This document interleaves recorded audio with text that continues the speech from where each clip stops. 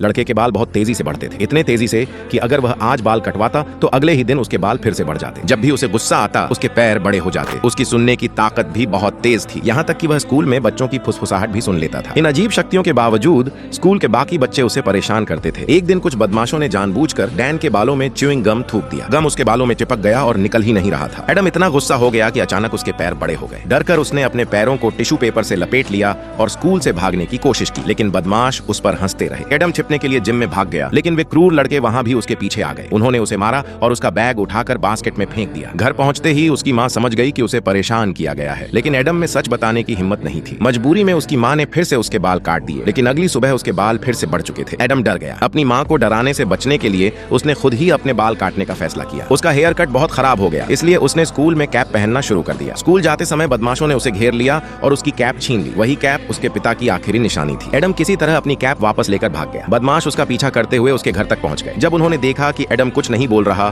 तो गुस्से में उन्होंने उसके घर की खिड़कियां तोड़ दी। टूटे हुए कांच साफ करते समय एडम को एक छिपा हुआ डिब्बा मिला। उसके अंदर उसके पिता के लिखे हुए खत थे। तभी एडम को पता चला कि उसके पिता अभी भी जिंदा हैं। वह उन्हें ढूंढने के लिए जंगल की गहराई में चला गया। अचानक उसे अपने पीछे अजीब आवाजें सुनाई दी। डर के मारे उसने चिल्लाते हुए झाड़ियों की तरफ पत्थर फेंके। फिर उसने एक घने बालों से ढकी हुई अजीब प्राणी को देखा और डर कर तेजी से भाग गया। भागते समय एडम एक जाल में फंस गया। पहाड़ी से लुढ़कता हुआ सड़क पर जा गिरा। एक ट्रक तेज रफ्तार में उसकी तरफ आ रहा था और तभी जब एडम ट्रक से टकराने वाला था, बंदर जैसे दिखने वाला एक आदमी अचानक आया और उसने उसकी जान बचा ली। उस अजीब आदमी ने अपनी रहस्यमयी शक्ति से एडम के घायल पैर को ठीक कर दिया। जब एडम ने आंखें खोली और उस जंगली आदमी को देखा तो वह डर से कांप उठा। तभी उस आदमी ने कहा, अगर तुम अपने पिता से प्यार करते हो तो सब्सक्राइब करो।